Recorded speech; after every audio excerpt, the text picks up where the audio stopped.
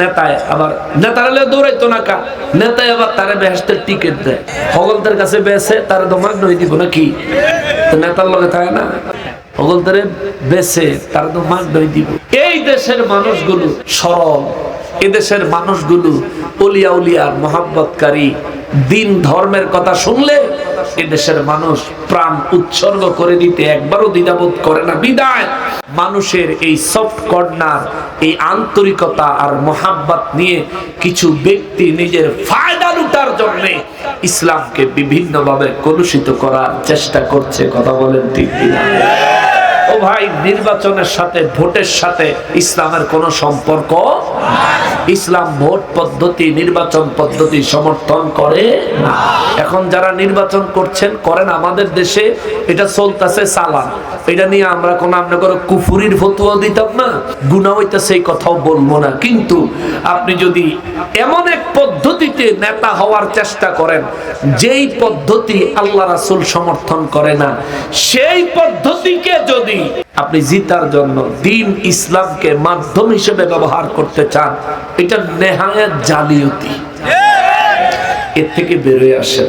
মানুষ আপনাকে ভোট দিবে ওই ইসলাম দেখান লাগতো না, মানুষ আপনাকে ভোট দিবে মানুষের সুখে দুঃখে পাশে দাঁড়ান, মানুষের সুবিধা অসুবিধা জানেন এবং তার জন্য সহায়তার হাত বাড়ায়া দেন। ভোট আপনি খোঁজন লাগতো না, মানুষ এমনি গিয়ে ভোট কেন্দ্রে দিয়ে আইব। ঠিক কিনা বলেন? আপনি কেন এই ধরনের কুফরি বক্তব্য দিচ্ছেন? আপনি ভোট দিয়ে জান্নাতের সার্টিফিকেট বিক্রি করতেছেন। এই বেটা, জান্নাতের সার্টিফিকেট জান্নাত তোর বাপের রে। আল্লাহর রাসূল যারে আমার আল্লাহ জান্নাতের মালিক বানাইছেন, আল্লাহ জান্নাত বানায়া যারে জান্নাত দান করে দিয়া দান সূত্রে মালিক বানাইছেন, আমার ওই নবীর 1,24,000 সাহাবীদের মধ্য থেকে মাত্র 10 জন সাহাবীরে আমার নবী জান্নাতের সার্টিফিকেটের ঘোষণা দিয়েছেন, আর কাউকে জান্নাতের ঘোষণা দেন নাই। যদি আমার নবী ঘোষণা দিতেন, আল্লাহ আমার নবীর ঘোষণাকে অসম্মান করতেন না, সবার জন্য জান্নাতের বাজেট দিতেন। নবীর সব সাহাবীরা জান্নাতি, নবীর সব সাহাবীরাই জান্নাতি আমরা বিশ্বাস করি, কিন্তু আমার নবী মাত্র 10 জন সাহাবীকে জান্নাতের সার্টিফিকেট দিলেন। তুই কি নবী? তুই কেমনে জান্নাতের সার্টিফিকেট? আর আমার দেশের মানুষ কেমনে এগরে? হ্যাঁ, এদিকে ফিডে সামরা তুইলা কুত্তারে খাওয়ান দরকার ছিল। ইসলাম নিয়ে এত বড় ফাইজলামি করার অধিকার তোরে কে দিয়েছে? আফসোস, নেতা ওনার লেগে মন্দিরে গিয়ে পাহারা দেয়।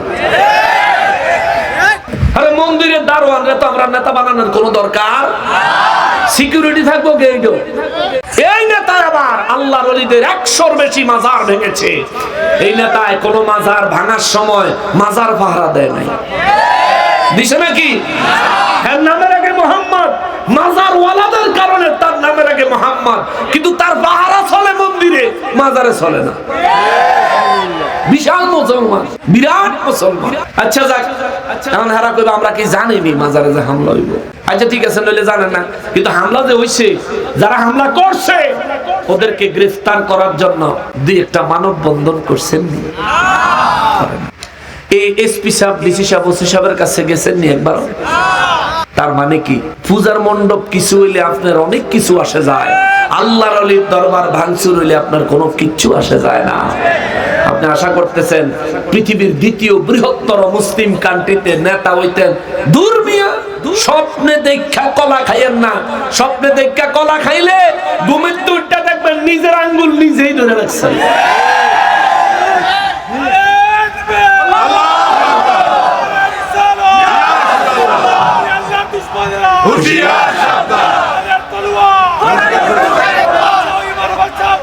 সাহেব কেবলার নির্দেশ, আবার বলো, সাহেব কেবলার নির্দেশ। এটা আমার খুব ভালো লাগে।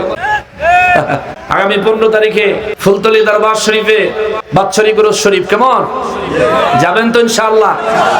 আচ্ছা, যারা যাইতেন না বা যাইতে পারতেন না কোনো ব্যস্ততার কারণে, আপনাদের একটা দাওয়াত দিয়েছে। এই বিশ্বনাথ আমার একটা প্রোগ্রাম আছে ওই দিন বিশ্বনাথে, আপনাদের যদি সুযোগ হয় মেহেরবানি করে আসবেন। যদি দরবারে যারা না যাবেন আর কি, আমি দাওয়াত দিয়ে যে দরবারে যাবেন। যারা ব্যস্ততার কারণে কোনো কারণে পেছ খেয়ে গেছেন, সারাদিন নাইলে পেছ খেয়ে গেলেন, সন্ধ্যাবেলা টুকুস করে আনতে যাইন গা, বেশি দূরে না, 20-25 কিলো।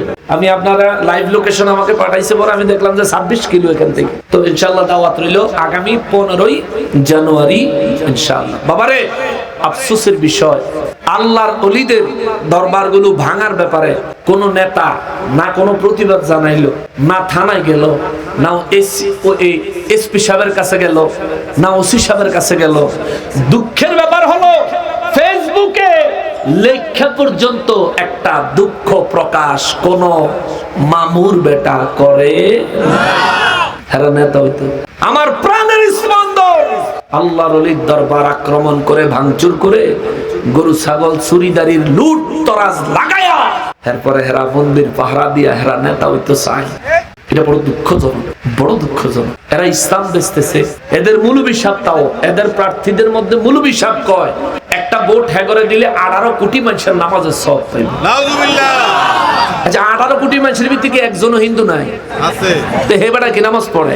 না। তো হে বেটা নামাজের সওয়াব কেন হইল?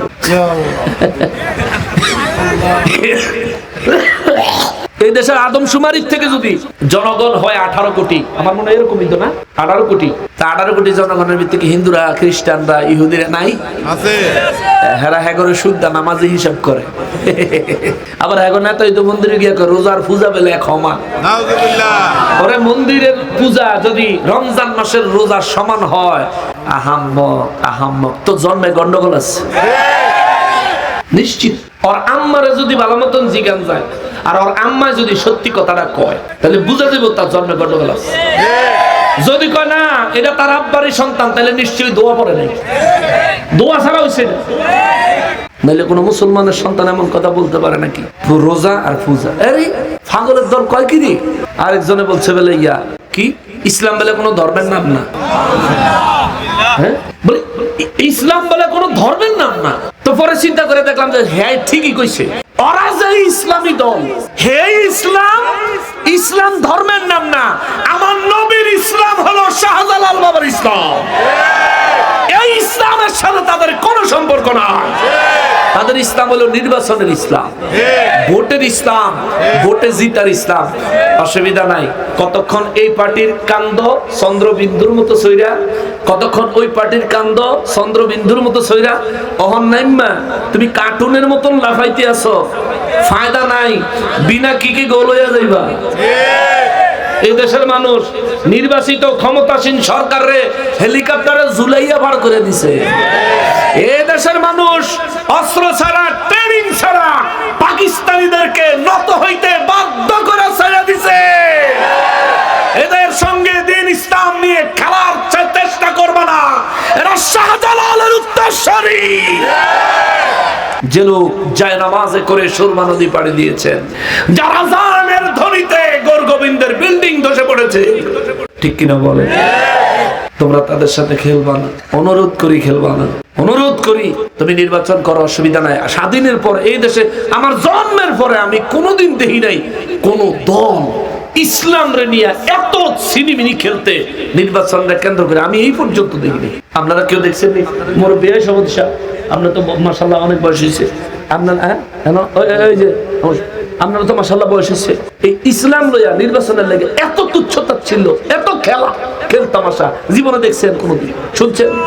বলেন আপনাদের মধ্যে কেউ শুনছেন? আরে ভাই, নির্বাচন আসতে হলে নির্বাচনী সিস্টেমে আগাও। তুমি ইসলাম বাঁচতে হবে কেন? তোমার চরিত্রে মুসলমানের সন্তান, তুমি মন্দিরে গিয়া পূজা দিবা কেন? সেজদা দিবা কেন? প্রসাদ খাইবা কেন? ঠিক কিনা বলেন? এগুলো করবা না ভাই, এগুলো করবা না। এগুলো যারা করে বর্তমান সময়ের পরিস্থিতি থেকে একটা শিক্ষা নেবেন। আপনাদেরকে এতক্ষণ ঈমান আমলের কথা বলেছি, এটা হলো আমলের মধ্যে অন্যতম আমল। এদের বর্তমান কার্যকলাপ থেকে একটা শিক্ষা নেবেন। যারা এই ক্রান্তি লগ্নে 100-র বেশি আল্লাহর ওলির দরবার ভাঙচুর হলো, সেখানে কোনো প্রকার প্রোটেকশনের ব্যবস্থা করলো না। যারা ভাঙচুর করলো তাদের কোনো বিচারের জন্য জোর দাবি জানাইলো না। এরা যদি ক্ষমতায় আসে, এরা প্রকৃত মুসলিমদেরকে পিষে শেষ করে ফেলবে। সুতরাং আমরা সবাই নিজেদের জায়গা থেকে দেশ ও জাতির উন্নয়ন হয়, প্রত্যেকের সঙ্গে সঠিক ইনসাফ প্রতিষ্ঠা হয়, এমন ব্যক্তি থাকলে ভোট দিবেন, নাহলে ভোট দিতেই যায় না। এই আমার সোজা ওয়াজ বাবা। সুতরাং রাজনীতি করলাম তা না, আমার ইসলামে আঘাত করে আপনার কাজ কর্ম কিছু বের হয়ে এসেছে বিদায় বাস্তব কথাগুলো তুলে ধরলাম। এবার আপনারা সমর্থক থাকতে পারেন তাদের, বাবারে আপনি তার সমর্থন করেন, আপনার নেতাকে বলেন শুধরাইতে, আপনি তাকে বলেন যে আপনি আল্লাহর ওলিদের পক্ষে আন্তরিক হন, মুসলিমদের পক্ষে আন্তরিক হন। যে দেশে 90%-এরও বেশি হলো মুসলমান, এই দেশের মুসলমানরা যদি কোনো নেতা নির্বাচন করতে চায়, অন্য কোনো ধর্মের লোকের কোনো ভোটের দরকার আছে? নাই, এমনি হয়ে যাবেন আপনার নেতা। আপনি করছেন কি কামটা? কুত্তায় হয়তো নিজের সীমানা বুঝে, আপনি তো নিজের সীমানা বুঝলেন না। কুত্তায় নিজের সীমানা বুঝে না, শুধু কি বুঝে দেখবেন বাড়ির একবারে আগায় একবারে শেষ মাথায় গিয়া হ্যাঁ ফাউ দিয়া খামছায়া দাগ দিয়া থুইয়াইব, অন্য কুত্তা ইলে দেখলেই বুঝে এটা হে কুত্তা সিএস আর এস খতিয়ান, এইদিকে হান্দান যাইতো না, তার সীমানা। কুত্তা নিজের সীমানা বুঝে, কুত্তা আরেকজনের সীমানা বুঝে। আপনি কি মুসলমান হইছেন? আপনার কি ফাউ দুইটা কম দেখে বুঝেন না? কুত্তার ফাউ সাইডটা দেখে কুত্তা বুঝে? আরে বাবা এমন হইেন না, বাবা এমন হইেন না। আপনি মিলাদের তবরুক খান না, মন্দিরের প্রসাদ গিয়া খান। হ্যাঁ, মিলাদের তবরুক আপনি খান না, খাইয়েন না, অসুবিধা নেই।